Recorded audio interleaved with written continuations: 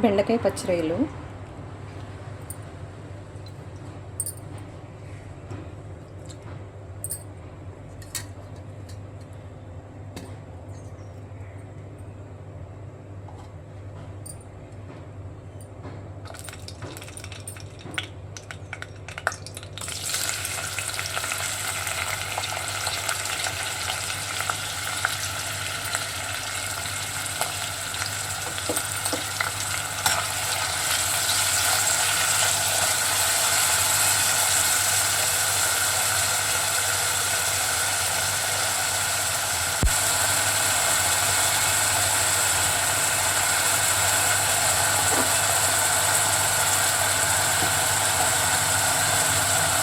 కొంచెం పసుపు వేసుకుని బ్రౌన్ ఆనియన్స్ అయ్యేంత వరకు క్లోజ్ చేసి ఉంచుకోవాలి.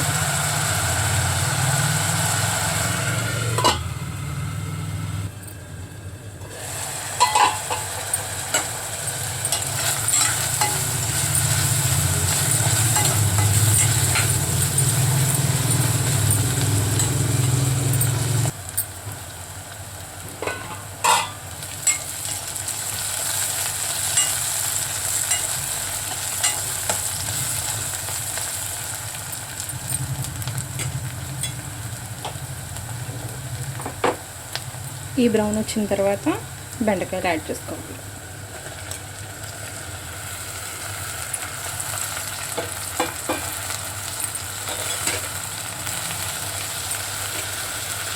బెండకాయలు ఫ్రెష్గా ఉన్నాయి. జిగురు పోయేంత వరకు జాగ్రత్తగా వేయించుకోవాలి. అటు సిమ్లోను, మూత తీసినప్పుడు హైలోను. చూడండి, చాలా అంటే చాలా ఫ్రెష్గా ఉంది.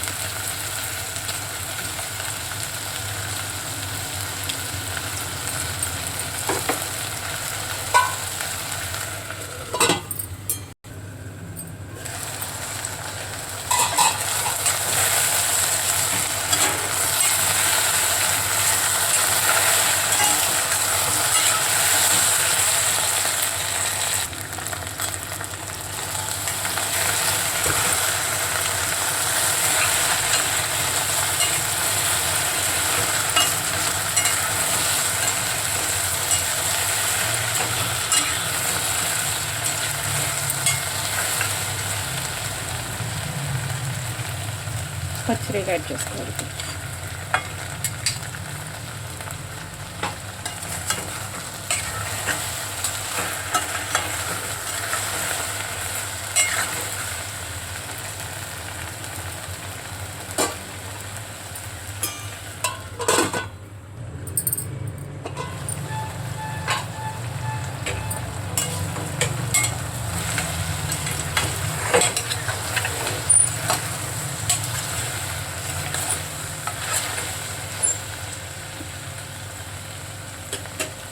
ఇలా జిగిరిపోయేంత వరకు కొంచెం సేపు వేయించుకుంటే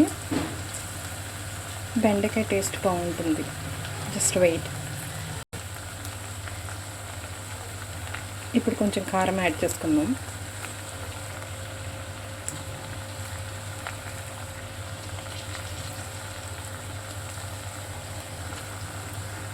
అండ్ రుచికి తగినంత సాల్ట్ కూడా యాడ్ చేసుకుందాం.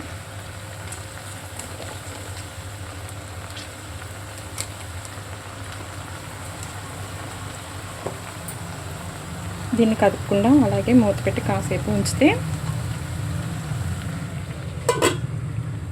అడుగంటకుండా ముక్క అనేది బాగా ఉడుకుతుంది.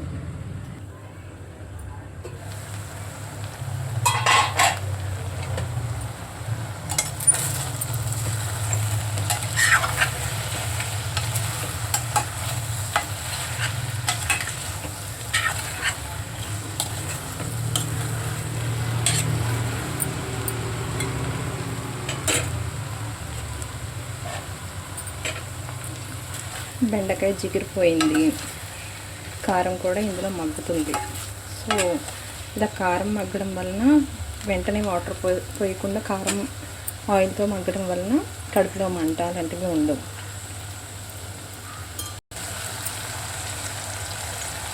ఇది హై ఫ్లేమ్లో పెట్టి కొంచెం సేపు ఇలా ఉడకనివ్వాలి.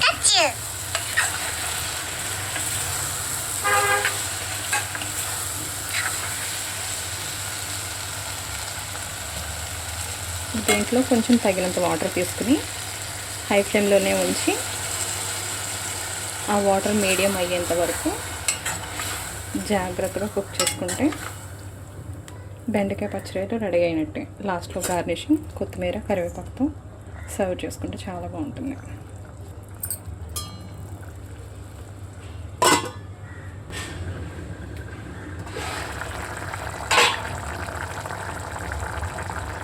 జస్ట్ టేస్ట్ కోసం little bit garam masala add చేస్తున్నాను.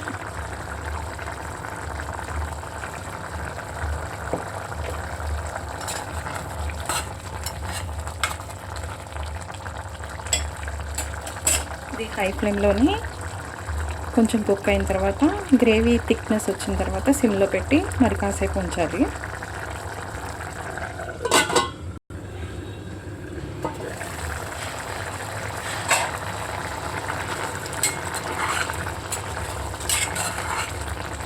బెండకాయలో జిగురు లేదు అండ్ ఈ వాటర్ బాగా మీడియం సైజ్, తక్కువ వాటర్ వేసుకోవచ్చు కానీ బెండకాయ ఈ వాటర్లో ఈ కారం మసాలా ఉప్పు అన్నీ కూడా ఈ బెండకాయకి కూడా నీట్గా పడుతుంది అండ్ రొయ్యలకు కూడా. ఓకేనా? సో ఇలా కుక్ చేసుకుంటే డైజెషన్ ఫ్రీగా అవుతుంది అండ్ టేస్టీగా ఉంటుంది. మెడిసిన్స్ మీద ఎక్కువ డిపెండ్ అవ్వక్కర్లేదని నా అభిప్రాయం. టేస్టీ ఫుడ్ తినాలంటే చాలా ఓపికగా వండుకోవాలి. మీరేమంటారో కామెంట్ చేయండి.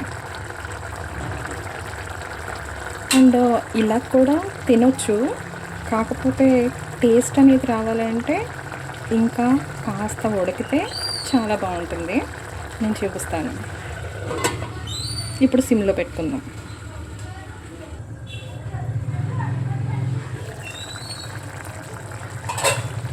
నేను ఇలా మూత పెట్టి కుక్ చేయడానికి ఒక రీజన్ ఉంది.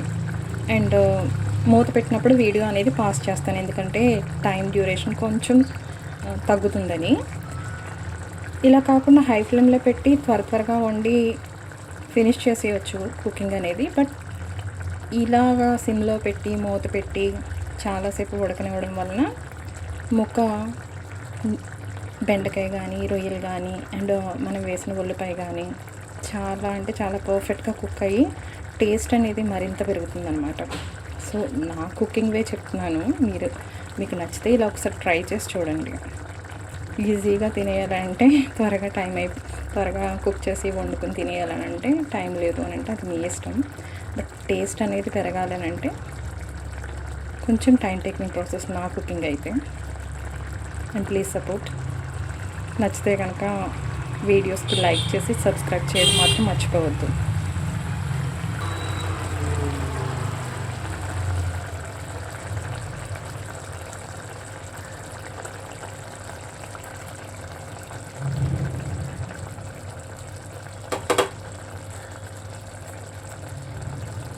కరివేపాకు కొత్తిమీర వేసి ఇప్పుడు హై ఫ్లేమ్లో కొంచెం సేపు ఉంచి ఈ వాటర్ అబ్జార్బ్ చేసుకునేంత వరకు కాసేపు ఉంచాలి.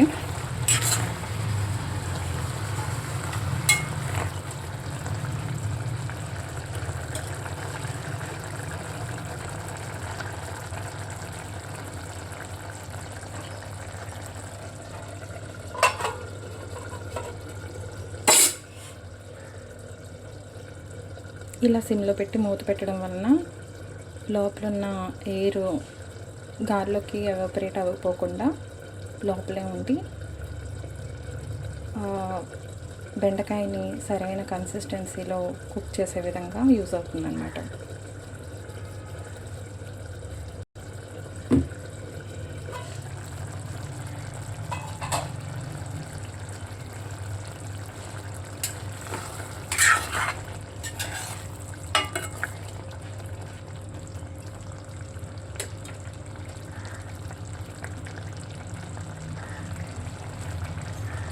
చూసారా, కర్రీ లెవెల్ ఇక్కడ నుండి బాగా కింద వరకు వెళ్ళింది, కనిపిస్తుందా? అంటే వాటర్ బాగా అబ్జర్వ్ చేసుకుంటుంది. గ్రేవీ థిక్నెస్ అండ్ ఆయిల్ ఆ గ్రేవీ నుంచి విడిపోయేంత వరకు సిమ్లోనే లైట్గా కుక్ చేసుకుంటే బాగుంటుంది.